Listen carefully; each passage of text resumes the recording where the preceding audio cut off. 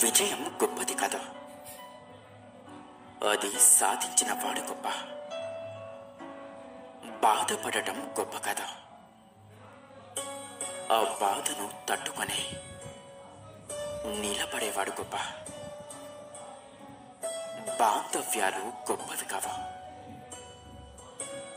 వాటిని నిలబెట్టుకున్నవాడే ఎప్పటికైనా గొప్పవాడు. నీ జీవితానికి కృష్ణుడు నువ్వే, అర్జునుడు నువ్వే. ఆలోచన నీదే, ఆచరణ నీదే. నువ్వెన్నుకున్న లక్ష్యమే నీ ఆలోచనల తాలూకా గమ్యం కావాలి. అర్థమైందనుకుంటా.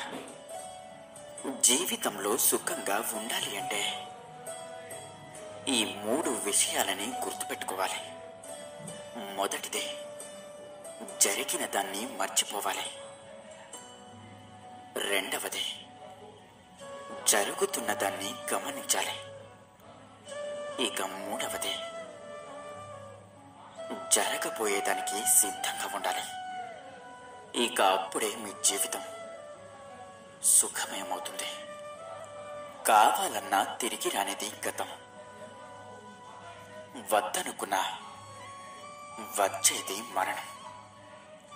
ఎంత ఉన్నా చాలనిదే ధనం. ఖర్చు పెట్టినా కూడా కొనలేనిదే స్నేహం కదంటారా.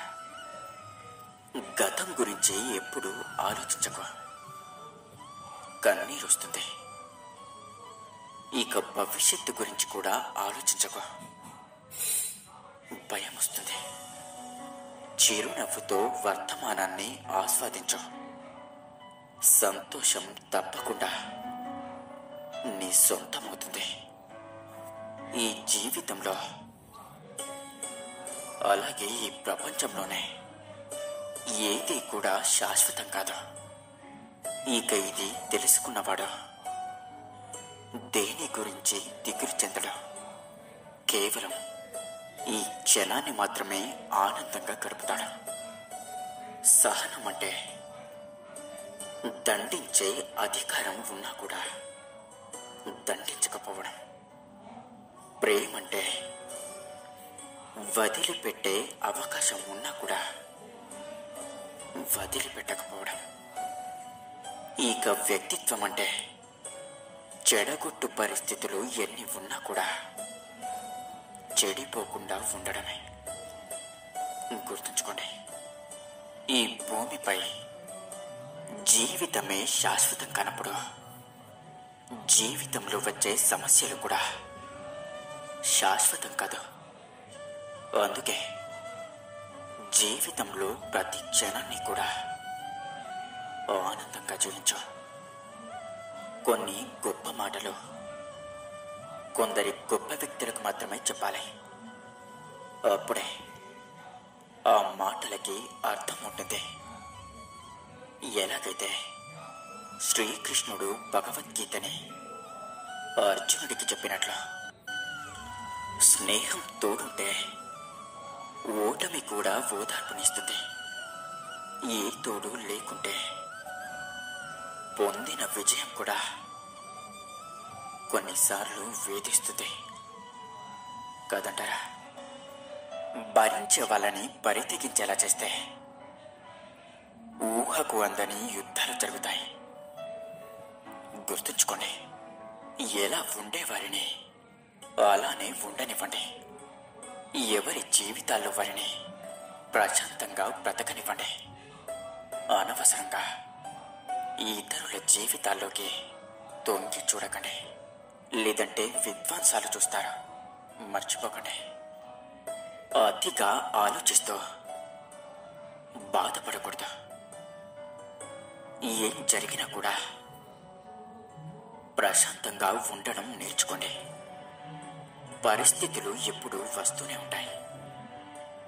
మనకు రానిదల్లా ప్రశాంతతే.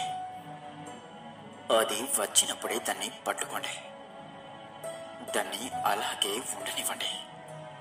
ఎప్పటికీ జననానికి మరణానికి ఒక సమయం ఉన్నట్లే మన జీవితంలో జరిగే ప్రతి దానికి కూడా ఒక సమయం రాసిపెట్టి ఉంటుంది.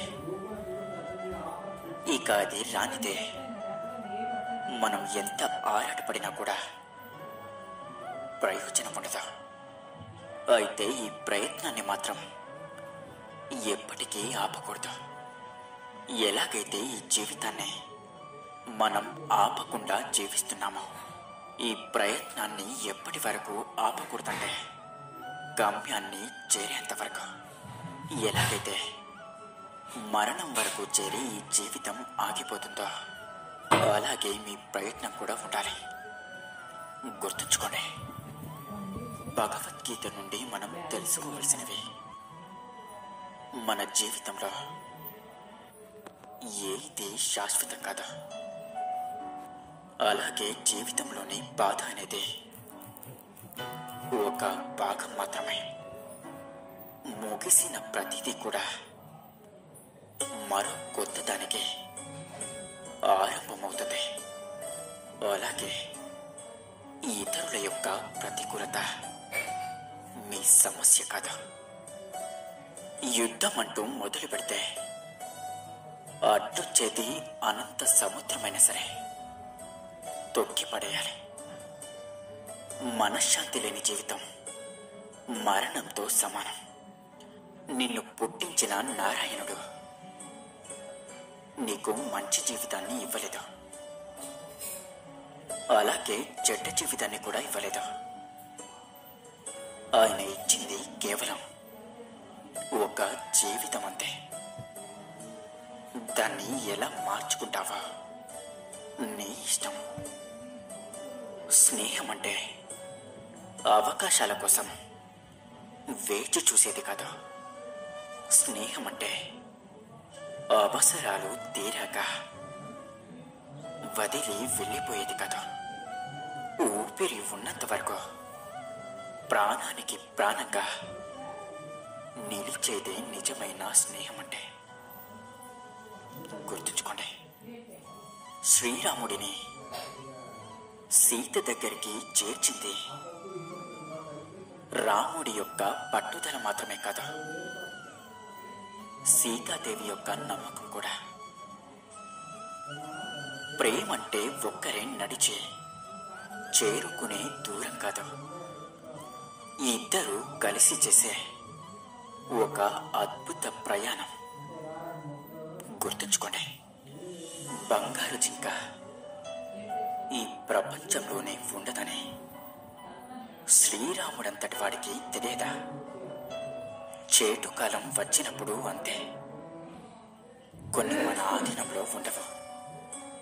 జీవితంలో ఏదైనా సాధించాలి అనుకుంటే అన్నీ కోల్పోవడానికి కూడా సిద్ధంగా ఉండాలి. గుర్తుంచుకోండి, ఇక అందరూ నాతో పాటు ప్రేమతో ధ్యానించండి. Radha Krishna. Please subscribe my channel.